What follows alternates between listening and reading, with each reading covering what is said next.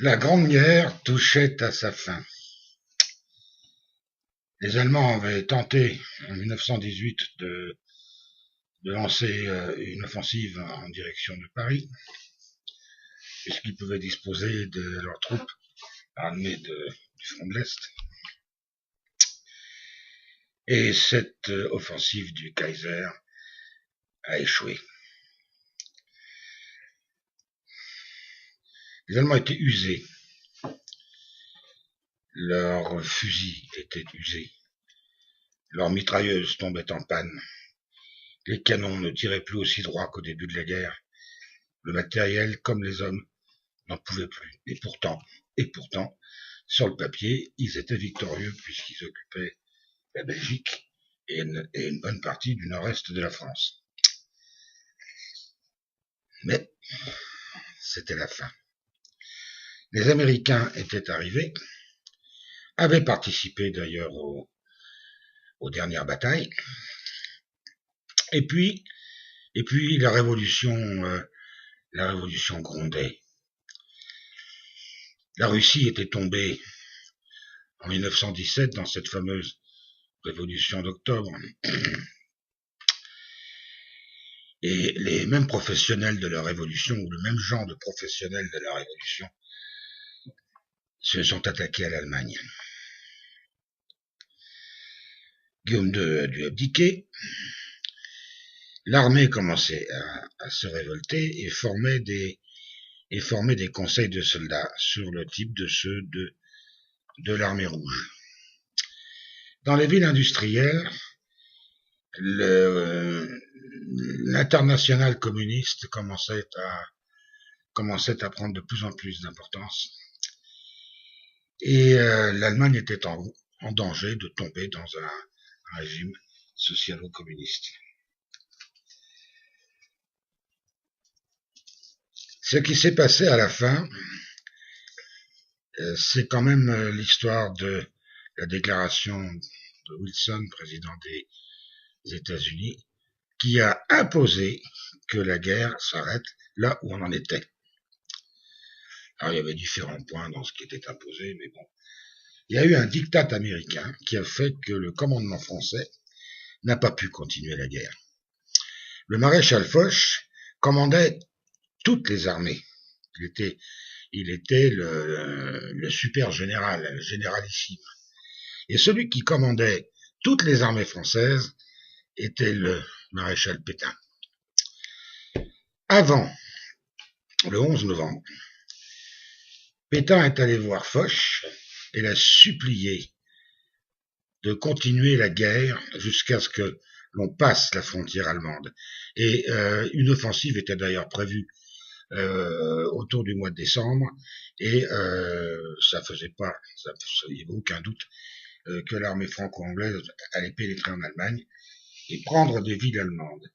Et Pétain a dit à ce moment-là, si on ne rentre pas en Allemagne, si on arrête la guerre maintenant sur les positions telles qu'elles sont maintenant, il y aura des gens en Allemagne qui vont dire qu'ils n'ont pas perdu la guerre. Il paraîtrait même qu'il a pleuré, tellement il était écœuré de cette décision américaine. On a donc décidé d'arrêter la guerre le 11 novembre, alors que les Allemands étaient encore à 120 ou 130 km de Paris. L'armée allemande, d'après l'armistice, avait 4 semaines pour dégager, retourner dans les frontières allemandes. Alors c'était quand même une armée de pas loin de 5 millions d'hommes qu'il fallait ramener en 4 semaines. C'est mission impossible, c'est pas possible. Et les Français, enfin les Alliés, menaçaient, si les Allemands n'arrivaient pas à respecter ce délai, alors là, ils entraient en Allemagne. Alors c'était plus facile, l'armée allemande aurait été en pleine retraite, désorganisée, on pouvait effectivement rentrer et occuper l'Allemagne. Toute l'armée allemande avait adopté le système des conseils de soldats. Les officiers étaient plus ou moins au trou, avaient été dégradés, et c'était des bidasses qui commandaient. Et là, ils se sont quand même rendus compte, tous, que c'était pas possible et qu'ils n'avaient pas les capacités de commander une retraite pareille. Alors ils sont allés chercher les officiers. Ils leur ont dit, écoutez, il faut qu'on rentre à la maison, il faut éviter l'occupation, il n'y a que vous qui pouvez nous sortir de là. On leur a rendu leur grade, leur commandement, et ils ont organisé cette retraite qui a été remarquable. Je crois que il faut vraiment l'organisation allemande et la compétence pour faire une chose pareille. Les officiers ont joué leur rôle d'officiers, les révolutionnaires ont obéi, et puis, rentré en Allemagne, on s'est démerdé. Chacun est rentré chez soi, mais pas tout le monde, parce qu'il y avait du chômage déjà. Toute cette industrie de guerre, elle devait s'arrêter. Il y avait du chômage, il y avait des types en uniforme dans la rue, avec le fusil à l'épaule. L'Allemagne était rentrée avec ses armes légères. On avait dû laisser les canons, les avions, tout ce qui était lourd, mais les armes individuelles, ils les ont ramenées avec eux. Et les mitrailleuses, il y avait pas mal de mitrailleuses. Ce qui fait que cette Allemagne en plein bouillonnement, était armée. Il y avait des millions d'hommes avec des armes. Le gouvernement allemand qui avait pris la place de l'Empire était un gouvernement socialiste, pas communiste, socialiste, et il a été obligé de lutter contre la révolution. Il y avait déjà assez de boxons comme ça, c'était pas la peine d'en remettre une couche. Ça a été même à un tel point que les Allemands et les Alliés se sont trouvés alliés pour combattre les bolcheviks en Lituanie, au nord de la Pologne, enfin dans toute cette zone baltique. D'ailleurs, ça s'appelait le Balticum. Il y a des corps francs qui ont été créés. On a été en Occident à 2 doigts de déclarer la guerre à l'Union soviétique naissante. La situation était extrêmement chaude. Les Allemands étaient rentrés chez eux, ils avaient donc quitté toutes les zones qu'ils occupaient, et ils ont quitté l'Alsace et la Moselle. Entre le moment où ils sont partis et le moment où les autorités françaises ont repris pied dans ces anciennes provinces, il y a eu des problèmes. Parce que il n'y avait plus de police, il n'y avait plus d'armée, les municipalités n'étaient plus gérées, bon, il a fallu quand même qu'il y ait une autogestion, disons, du pays. Alors évidemment, avec tout ce que ça implique par derrière, des trucs qui disparaissent, un peu de pillage, enfin bon, les choses habituelles. Et on attendait les Français. En 14, on les attendait en pantalon rouge. Et là, à Sarralbe, ils sont pas du tout arrivés en pantalon rouge. Les premières troupes qui sont arrivées, ça a été quelques pelotons de chars. Les petits chars FT de fabrication Renault. C'est les premiers soldats qu'on a vus arriver dans Sarralbe. Il y avait des casernes, il y avait des casernements dans Sarralbe qui dataient de l'Empire, même d'avant. On a donc vu arriver les chars, énorme déception, on s'attendait pas à ça. Les types qui étaient dans les chars, ils étaient pas en bleu, ils étaient en kaki. Et juste derrière arrive un régiment de tirailleurs africains, des Noirs. Panique. La panique. Ils en avaient vu, certains qui avaient été en 1909, avaient vu des Noirs à l'exposition coloniale qui avait eu lieu à Nancy. Enfin, pour eux, c'était quand même un peu comme un zoo, quoi. Ils ne pouvaient pas comprendre. Les Allemands, dès le départ, avaient perdu leur colonie, n'avaient pas de troupes coloniales. Ils n'avaient jamais vu de Noirs de leur vie. Qu'est-ce qui s'est passé à ce moment-là? Ils se sont répétés ce que racontait la propagande allemande. Les nègres, parce qu'ils les appelaient comme ça à l'époque, ils étaient quand même très cannibales, coupaient les mains des enfants, bouffaient les grands-mères, et violaient les filles et les femmes. Ça, c'était la panique. Alors les femmes se sont sont descendus à la cave, ils sont enfermés à la cave, enfin ben ça, ils ont regardé passer ces pauvres tirailleurs. Et puis, bon ben, ils ont attendu que ça se calme, ils ont attendu les autorités françaises. Les autorités françaises sont arrivées assez vite. Et là, les Alsaciens et les Mosellans se sont rendus compte que ça serait pas terrible. Les Français se sont très mal conduits. Ils sont rentrés en Alsace et en Moselle comme s'ils avaient conquis le pays. Les vainqueurs, là, tous ces officiers d'active, parce que là, il s'agissait plus de l'armée mobilisée, c'était des officiers d'active. Tous ces types-là avaient quand même été sous-off dans les colonies. Ils avaient l'habitude de traiter un peu mal les gens, et ils ont traité les Lorrains, enfin les Mosellans et les Alsaciens, un peu comme des colonisés.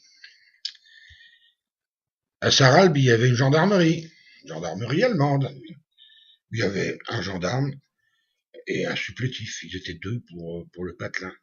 Quand les Français sont arrivés, ils étaient 15. Les gens se sont demandé pourquoi. Il y aurait 15 gendarmes, est-ce qu'il fallait donc tant qu'on les surveille? En même temps que les officiers qui se servaient dans les maisons, carrément, ils délogeaient les gens comme si c'était un pays conquis. Il fallait leur fournir à manger, il fallait leur fournir les maisons, etc. Leurs meubles sont arrivés après. Les gens étaient un peu déçus quand ils ont vu les meubles que traînait l'armée française avec elle. C'était des meubles en sapin. Ils ont vraiment eu l'impression qu'arrivait là une armée de noirs et de minables. Grande gueule, puisqu'ils étaient vainqueurs, mais assez minables. Titre d'exemple, le grand jeu des gendarmes français, c'était de demander du feu pour allumer leurs pipes ou leurs cigarettes à un pecno qui passait par là. L'autre, il tendait son briquet. Le gendarme regardait le briquet, il dit « Ah il n'y a pas le poinçon de l'acétate, amende ».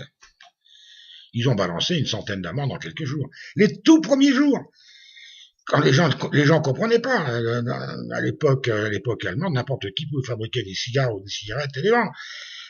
Ça avait toujours été comme ça en Allemagne. Non, en France, c'était un monopole d'État. On rigolait pas avec ça.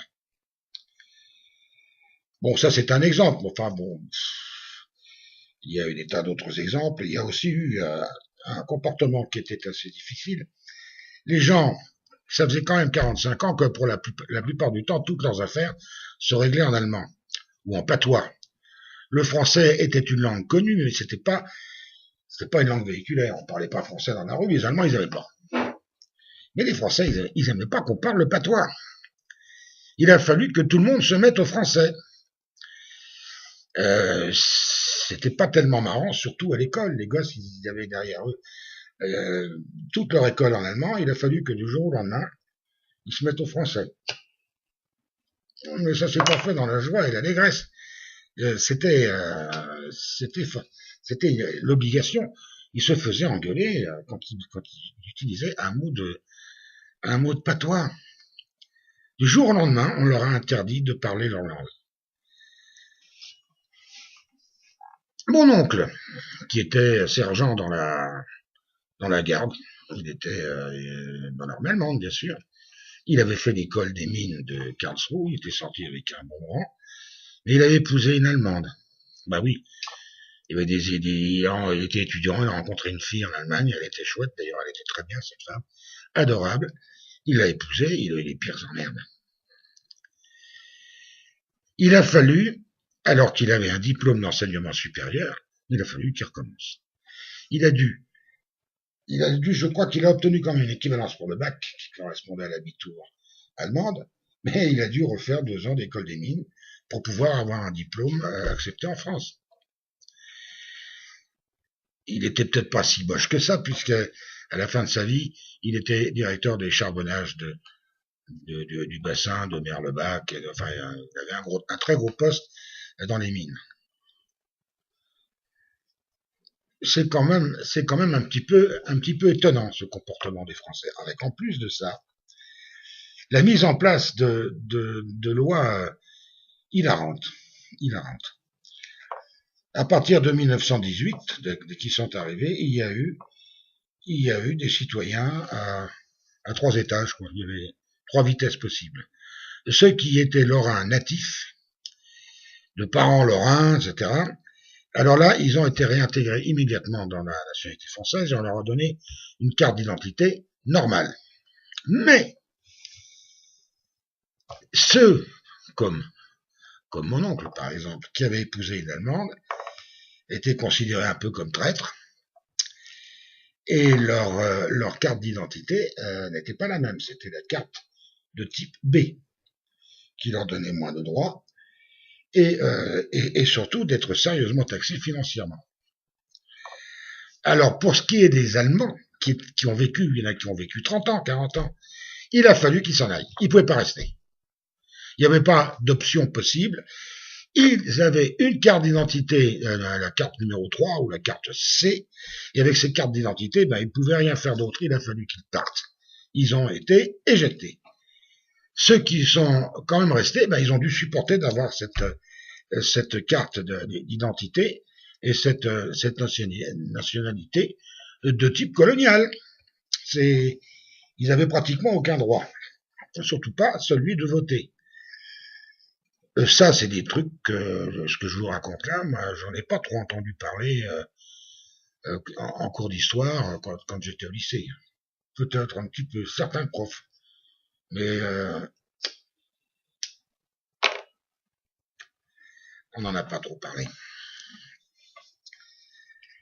Alors, au bout de quelques semaines,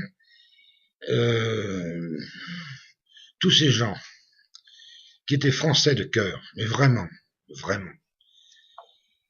qui ont rêvé une France, ils ont vu arriver une France minable. Carrément minable. On sentait que derrière tout ça, il n'y avait pas beaucoup de moyens. Et puis aussi, une parole différente. Les Allemands, les Alsaciens et les Lorrains sont des gens naïfs. Quand on leur dit quelque chose, ils le croient. Pour eux, le mensonge, c'est vraiment... c'est suspect, quoi, on ment pas. Ma grand-mère avait un magasin de chaussures, des représentants de chaussures, chapeaux, etc. Représentants sont venus de l'intérieur, et puis ils n'avaient plus le droit d'acheter en Allemagne, donc il a fallu acheter en France, obligatoirement. Mais les Lorrains, ils n'étaient pas habitués aux habitudes françaises. Les Français, ils vendaient les chaussures à la douzaine. Alors la grand-mère, elle ne savait pas, elle a compris que c'était tant la chaussure, alors elle a mis 12 en face. Ils ont envoyé 12 douzaines de chaussures. Elle a fait un procès. Elle l'a perdu. Elle avait signé. Il y a une bande d'escrocs qui s'est jetée sur le pays et qui s'en est foutu plein les poches en escroquant des gens un petit peu naïfs. Ça non plus, ça n'a pas plu. Alors, rapidement, assez rapidement, parce que les Lorrains sont pas que cons, ils se sont mis à se taire. Ils n'avaient pas envie de se bagarrer avec les autorités françaises. Ils se sont mis à même plus parler le français ni rien. Ils se sont mis à se taire et à faire leurs petites affaires dans leur coin, sans trop s'occuper de ce que les Français pouvaient bien raconter ou pouvaient exiger. Mais il n'empêche qu'au niveau des études, et ça a été difficile, ma mère a passé son certificat d'études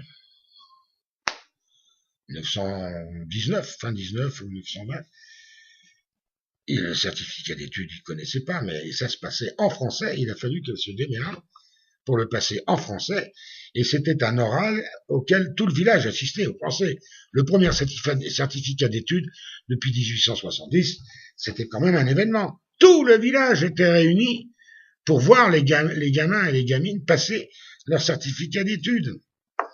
Alors ma mère était la première du canton, ça j'en ai toujours resté très fier, la seconde étant sa cousine Germaine. C'était assez familial tout ça en fin de compte, mais ça n'a pas été facile pour elle. C'était compliqué pour les gens. Et les Français, les autorités françaises, au lieu d'être compatissants, d'aider, de se faire bien voir, ils ont été odieux. Ce sont, pour la plupart, fort mal conduits.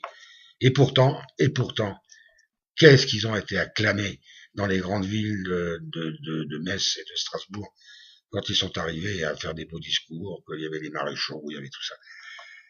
Mais j'ai encore entendu, moi, quand j'étais gamin, donc c'était quand même longtemps après, puisque je suis né en 44, j'ai entendu une chose qui était assez curieuse lorsque mes parents étaient confrontés à, à une petite malhonnêteté, à une tromperie,